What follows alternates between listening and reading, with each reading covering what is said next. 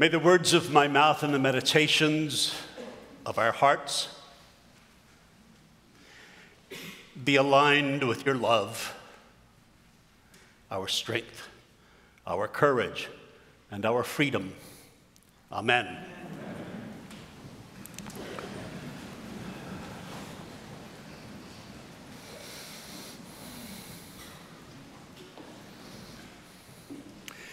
Archbishop Desmond Tutu has said from time to time that he has only one sermon.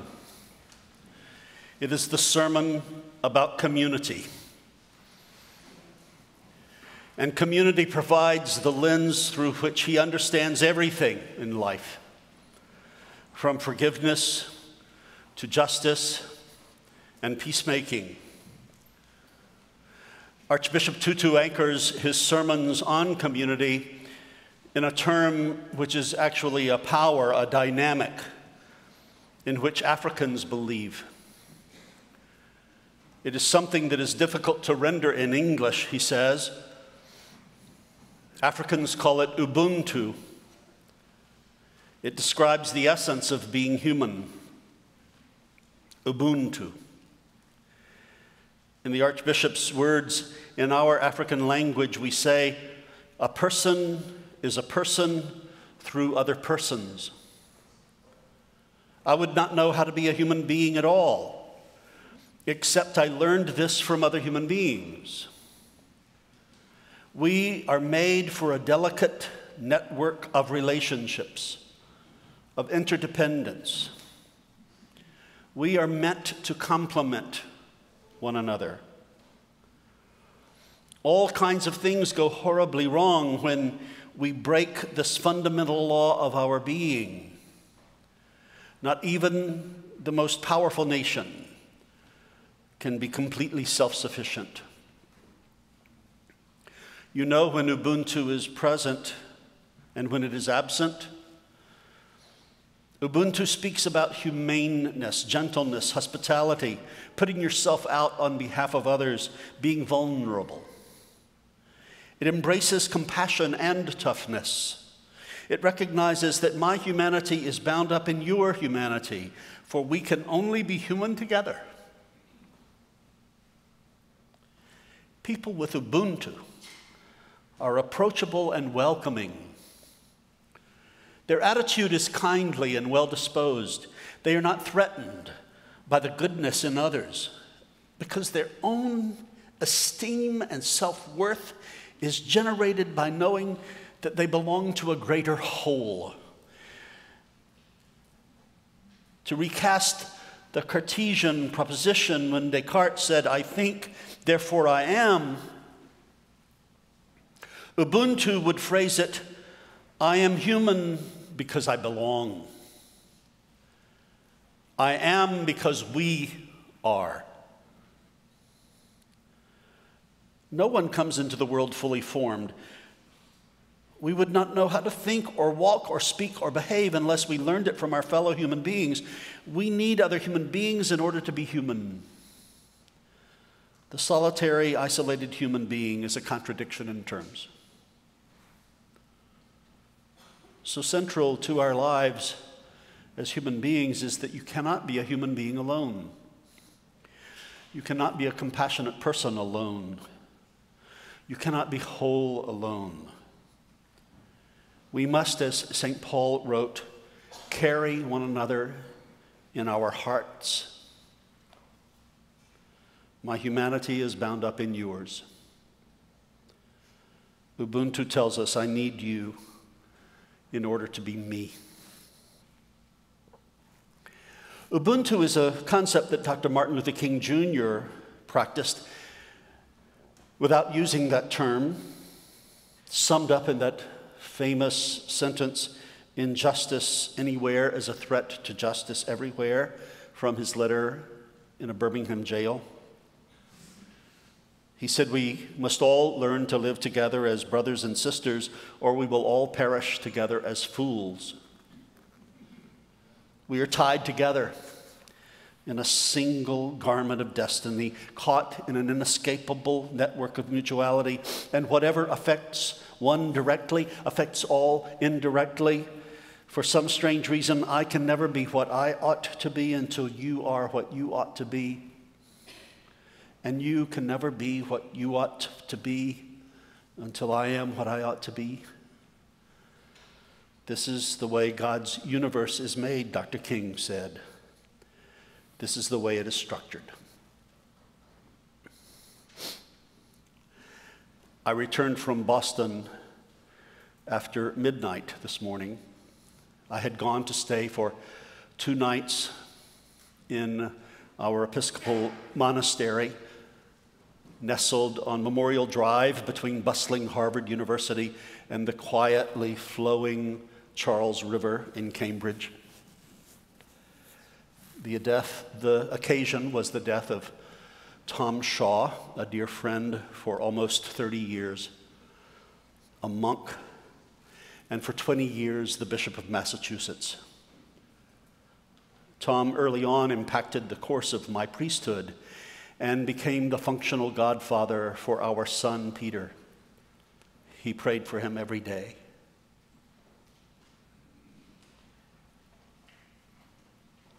Tom died last month at the age of 69 from a brain tumor. Day before yesterday, All Hallows Eve, Halloween, the eve of All Saints' Day, the monks received Tom's body into the stunningly beautiful marble-clad chapel of the monastery. The chapel is a breathtaking example of sacred geometry about which great architects swoon. It is where more than 25 years ago I was made an associate of that monastery, and where I have spent many hours in contemplation over the course of my ministry. The black-robed monks received us, embraced us. There were more than 200 of us crammed into that small space surrounding the casket, covered in a white and red pall, with Tom's wooden crozier, the church word for his bishop's staff, laying on top of the casket. For 2 hours in silence, we greeted one another, the brother monks, we associates, friends, family. And in her quiet way, the real spiritual epicenter was Bishop Barbara Harris, the first woman elected and consecrated as bishop in the entire history of Christianity. An assistant bishop to Tom Shaw for many years. She is a friend of this parish. She has spoken and preached here. She knows us. She and I saw one another. She rose, opened her arms, noted that I had come a long way, asked how you all at All Saints are, and then she and I held one another, sobbing. Me, this big hulk of a white man, she, this diminutive African-American history maker, holding one another in Ubuntu. Ubuntu tells us, I need you in order to be me. As I found my seat 2 rows behind Bishop Barbara's chair to watch and wait and pray for the 4-hour stillness, broken by the sung Office of the Dead, led by the singing of the monks, and later the Office of Compline, I realized that I had taken from Pasadena to Boston the unspent tears from my own mother's dying this past February. Her name appears in the list of those we will pray for later and in this book of remembrance. I also had taken with me the unspent tears for Toy Perkins Prince, a dear friend and member of our youth ministry staff who died this year at age 38 of cancer. And a host of others who from this parish have passed through death into the greater life and who are also listed in this book and in our liturgies this morning. And then yesterday, on the actual All Saints' Day, at a funeral service in Trinity Church, Copley Square, Boston, I sat as a mourner without my clericals among 1,400 other people to thank God for Tom and to say farewell and to weep again. Back to Friday night, when stillness had come into that beautiful chapel, Ubuntu and Archbishop Tutu came to me in my imagination and prayer. And in that moment, I realized more deeply than ever something about Ubuntu that I had not realized, that Ubuntu community is the container that this day, All Saints Sunday, gives you and me for our grief. It is not only for justice and for peace and for forgiveness, but community, Ubuntu, is where we can acknowledge the reality of death and the fact that death never has the last word. O death, where is thy sting?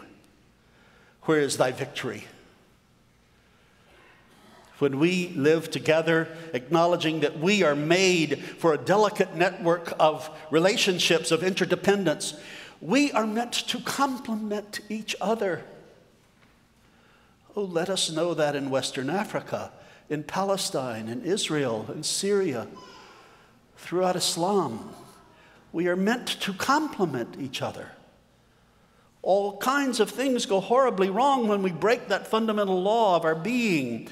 As the collect for today, the prayer that collects our thoughts reads, we are knit together in one communion and fellowship. That is how God made us. God knit us together in an unbroken network of community.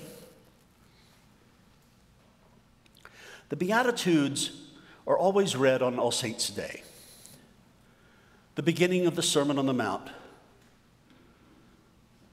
The second Beatitude, Jesus said, blessed are they who mourn, for they will be comforted.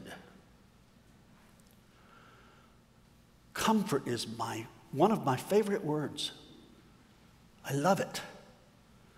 It has rich meaning, not only of being soothed, which is how we usually use it, but its root words are strong, forte, and together, come. It really means become strong together. It's the only way we can be strong.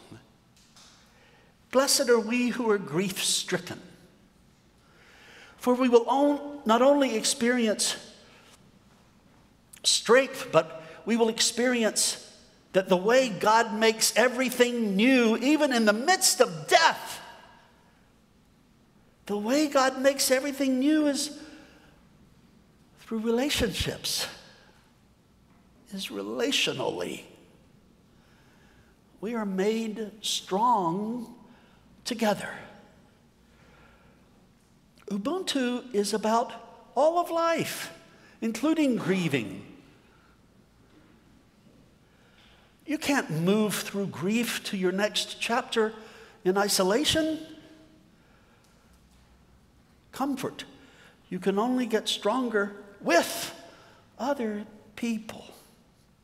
A person is a person only through other persons. We are that connected. I cannot be who I am supposed to be until you are who you are supposed to be. You cannot be a human being alone. You cannot grieve alone. You cannot move forward alone. Grief is just too doggone complex and persistently abiding a thing to be solved with kind of one quick formula like go to church together. It's more than that.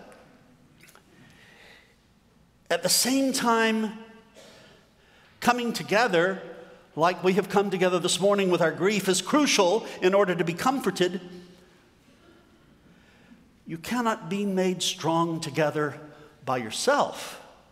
It doesn't work. Apparently, Bishop Barbara Harris and I needed to hold one another and weep. Growing strong in the midst of our abiding companion, grief. It's about being human grief. But growing strong in the midst of it is about Ubuntu, having awareness that we are knit together, all of us, and we need one another. The Christian faith and the Episcopal Church in particular had a friend by the name of William Stringfellow, who was an attorney, who was a rebel, revolutionary, and a theologian, gay, lost his life partner, Anthony Towne. Stringfellow wrote that there was a time after Anthony died when Bill Stringfellow's grieving did subside, but he had come to understand that grief and mourning are different, that the grief might subside, but the mourning was with him forever. Blessed are they who mourn, for they shall be comforted. I think that one of the teachings of today is that it's important for you and me to see mourning as a sacrament, an outward and physical sign of an inward and spiritual grace. And that inward and spiritual grace is about the irreplaceability of absolutely everyone. It is important to understand that all grace is about moving forward into God's heart. Tom Shaw's last letter to the diocese in August this summer read, "We are invited into time as the unfolding of God's glory, as an experience of the presence of God. That is where our prayer, where our life together in gathered community, Ubuntu, where our participation with God in making all things new is taking us. We are moving somewhere, even with our grief, and where we are moving is into the future, which is the heart of God." So on that Friday night, as we prayed through the Office of the Dead of the Episcopal Prayer Book, on the very last page of the Order of Worship was printed a poem by Mary Oliver. Mary Oliver, one of our great contemporary poets, and Tom were close friends. And while Tom was dying in his hermitage in October, he asked his sister and visiting friends and his nurse and his monks to read him Mary Oliver poems. Mary Oliver poem after Mary Oliver poem after Mary Oliver poem. What a way to die. And the order of that worship service printed one of her most famous poems, which speaks of death. It's the poem called The Summer Day. It's about a day in which she wandered and paid attention to the swan, the black bear, the grasshopper. She describes this grasshopper who's eating sugar out of her hand, and that the grasshopper moves her jaws back and forth instead of up and down, snaps her wings open and floats away. Mary Oliver closes the poem by saying, "I don't know exactly what a prayer is, but I do know how to pay attention. How to fall down into the grass, how to kneel down in the grass, how to be idle and blessed, how to stroll through the fields, which is what I've been doing all day. Tell me, what else should I have been doing?" And then she asks, I think, the two questions of All Saints Sunday. The first question at the end of the poem, doesn't everything die at last, and too soon?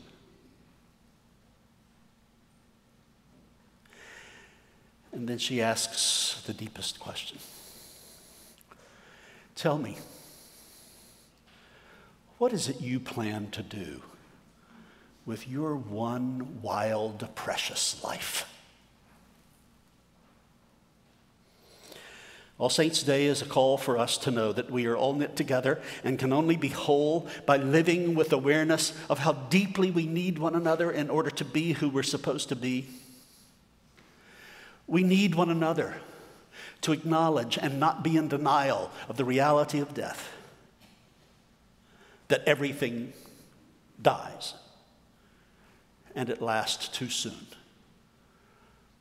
However, the deepest question of life, of love, and from God, which the sacrament of mourning is called to take us toward, is this question: what is it that you plan to do with your one wild and precious life?